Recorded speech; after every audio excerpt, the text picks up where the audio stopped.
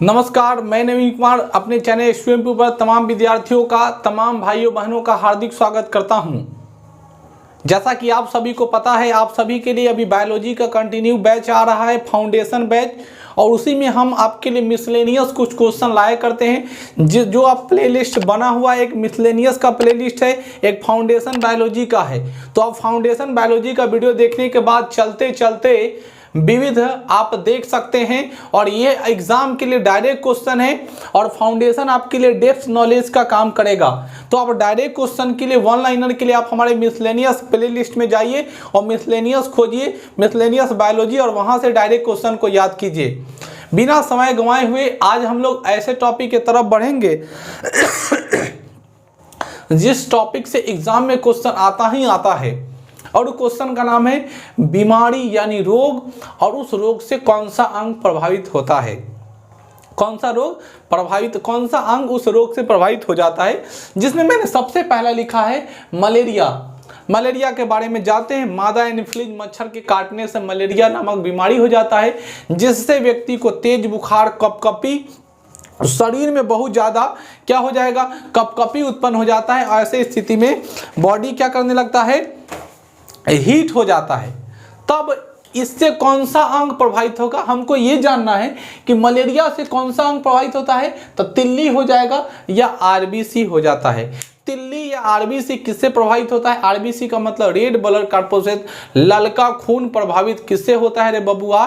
तो मलेरिया बुखार से। मलेरिया के बाद अगला बीमारी जिसका नाम है पायरिया। आप 500 बार बोल दिए हैं, पायरिया मसूरा का बीमारी है, विटामिन सी की कमी से होता है। और यह जो बीमारी फैलती है पायरिया, वो प्रोटोजुआ की कमी से हो जाता है। यानी हमारे शरीर में प्रोटोजुआ, कमी नहीं बोलेंगे, प्रोटोजुआ के कारण हो जाता है। तो विटामिन सी की कमी के कारण, प्रोटोजुआ के कारण होने वाला बीमारी जो है उसका नाम है पायरिया, मसूरा में हो जाता है। आपको पहले से पता है। सोने की बीमारी, सोने की बीमारी भी प्रोटोजुआ से होता है। और सोने का जब बीमारी आपको कंटिन्यू पकड़ लेगा तो आप मस्तिष्क को प्रभावित करता है। दिमाग, ज़्यादा सोइएगा दिमाग बकलो लेखन हो जाएगा, क्योंकि आपका चेतन खराब हो जाता है, याददाश्त खराब हो जाती है। ज़्यादा सोना नहीं चाहिए, मस्तिष्क को प्रभावित करता है। पेचिस, पेचिस से आंत प्रभावित होता है।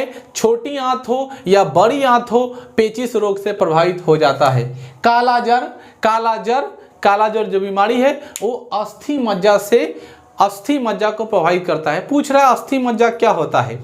अस्थि मज्जा का मतलब होता है जिस हड्डी का जहाँ पे ज्वाइंटिंग होता है, जब दो हड्डी एक दूसरे से जब जुड़ते रहते हैं, जुड़ने के बाद यहाँ पर एक लसिका या लिम्ब के तरह में यहाँ पे एक गुद्देदार के रूप में भाग जो इसको चिकना स्मूथली बनाए के रखता है, उसको हम लोग अस्थि मज्जा के रूप में कह सकते हैं।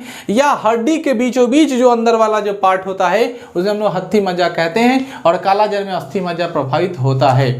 टिटनस, टिटनस बीमारी जब हमारे शरीर का कोई भी भाग कट जाता हो और वैसे हम लोग गंदगी को छू देते हैं, जिससे क्या होता है, उसका सारा जीवाणु विषाणु हमारे शरीर में घुस जाता है, बाहर के सूक्ष्म जीवाणु हमारे शरीर में चले जाते हैं, जिससे हमारा तंत्रिका तंत्र प्रभावित हो जाता है और जिससे हमारी मौत भी हो जाती है। तो टेटनस से कौन सा तंत्र होता है? तंत्रिका तंत्र।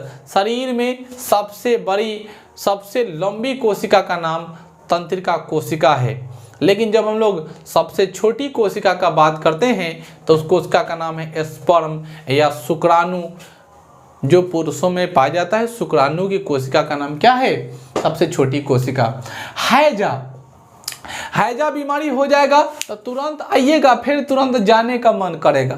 मतलब आपका पेट खराब हो जाएगा, उल्टी भी ऊपरों से निकलेगा और नीचा से भी, मतलब आपका पेट खराब हो जाएगा, अभी आए फिर मन करेगा जाते हैं। पेट की गड़गड़ाहट, पतला पैखाना होना इसके लक्षण है। उल्टी होना, दस्त होना, बार बार ये हैजा आता है और हैजा से आंत प्रभावित होता है। हैजा के बाद हम लोग पढ़ेंगे टाइफाइड। टाइफाइड से आंत में बुखार हो जाता है, जैसा कि आप सभी को पता है, और वर्तमान समय में इसका सिचुएशन ज़्यादा है। टाइफाइड में बुखार का लक्षण आता है और उससे भी आंत प्रभावित होता है। क्षय रोग को हम लोग कहते हैं टीबी। टीबी ट्यूबरकुलोसिस नामक वायरस से फैलता है और ये ट्यूबरकुलोसिस जो फैलता है हमारे शरीर में वह उससे फेफड़ा प्रभावित होता है। लंबी समय तक बीमारी रहने से फेफड़ा खोखला हो जाता है और मुंह से खून रक्त का स्राव होने लगता है। डिप्थीरिया से श्वास नली प्रभावित हो जाती है, सांस लेने में तकलीफ हो जाती है, जिसको हम लोग श्वास नली या ट्रैकिया के नाम से जानते हैं। ट्रैकिया का आकार दब जाता है, ट्रैकिया में खसखसाहट हो जाती है, जिससे हमें सांस लेने में काफ़ी दिक्कत होती है और ऐसे बीमारी को डिप्थीरिया कहते हैं। काला खांसी, कड़िया कड़िया खेखार निकलेगा, मुंह से बलगम आएगा, ठीक है ना।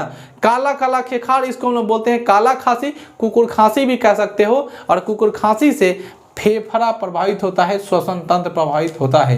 निमोनिया बुखार है जो ज़्यादातर छोटे बच्चों में पकड़ता है और निमोनिया से भी श्वसन तंत्र प्रभावित होता है, यानी फेफड़ा को बहुत ज़्यादा ब्लॉक कर देता है। इसीलिए निमोनिया से चंद घंटों में छोटे बच्चे मर जाते हैं क्योंकि उनका फेफड़ा जो है कफ से जम जाता है।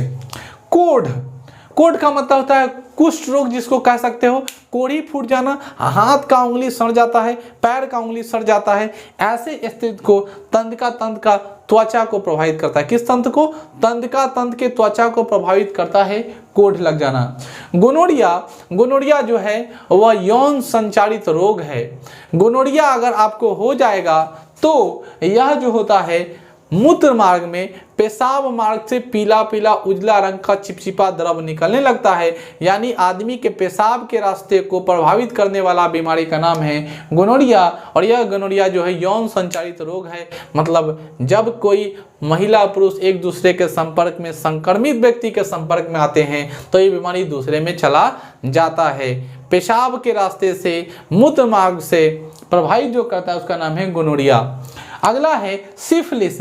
सिफिलिस जो है वह भी एक यौन संचारित रोग है और ये गुप्तांगों पर, नर के गुप्तांग के सबसे ऊपरी भाग को सीसन कहते हैं और उस सीसन वाले भाग पे घाव हो जाना ही सिफिलिस कहलाता है। यानी सिफिलिस जो है वह सीसन को प्रभावित करता है जो नर के जनन अंग में पाया जाता है। नर के जनन के सबसे ऊपरी वाले भाग को हम लोग सीसन कहते हैं। उम्मीद करते हैं कि आपके लिए यह वीडियो बहुत कामयाब होगा। मैं जितने आपसे मैं उम्मीद लगाए बैठा हूं कि आप मेरी इस वीडियो को शेयर कीजिएगा, लाइक कीजिएगा।